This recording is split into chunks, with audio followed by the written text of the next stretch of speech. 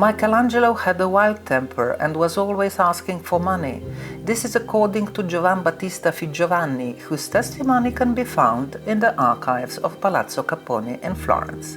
Figiovanni was a Florentine clergyman, a few years older than Buonarroti, and had been closely associated with the Medici family for decades. This was also the case in 1519. Giulio de Medici, later Pope Clement VII, told Figiovanni that he wanted to invest 50,000 scudi for the building of a library and appropriate tombs for his father and uncle, Giuliano and Lorenzo de Medici, which in total means the building of the Sacristy Nuova and the Florentine library. Figiovanni agreed to supervise the project on condition that he did not touch any money. Figiovanni therefore accepted the position of construction supervisor, but relations with the artist proved difficult almost immediately, as evidenced by both Buonarroti's and Figiovanni's correspondence. In short, they complained about each other. Poor Figiovanni, who had been adamant about not having to deal with money, ended up having to deal with it anyhow. The problem was that Michelangelo was always looking for dosh, and Figiovanni ended up having to pay out of his own pocket.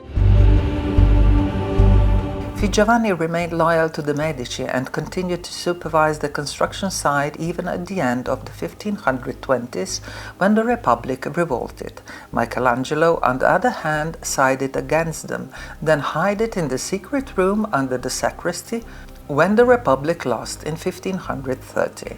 This is a petition asking for relief for his expenses. There's no date, but I think it should be around 1543. There are a number of reasons that lead me to this conclusion.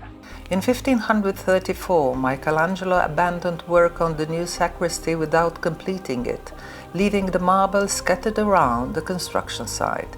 He never returned to Florence, and the new sacristy was completed by other artists. And almost 10 years later, Giovan Battista Figiovanni was still waiting for his money. People tend to forget that, yes, Michelangelo had a vile temper, but also that he used it selectively, usually when he wanted something, usually money. He died poor, lived the life of a pauper, and yet was loaded with cash, and invested very, very intelligently and very shrewdly in property. So much so that Michelangelo the Younger, his nephew, was able to build for himself a palazzo in Via Ghibellina thanks to his uncle's money. Be that as it may, Michelangelo's wild temper and avarice died with him. For posterity, only the countless testimonies of his artistic genius remain.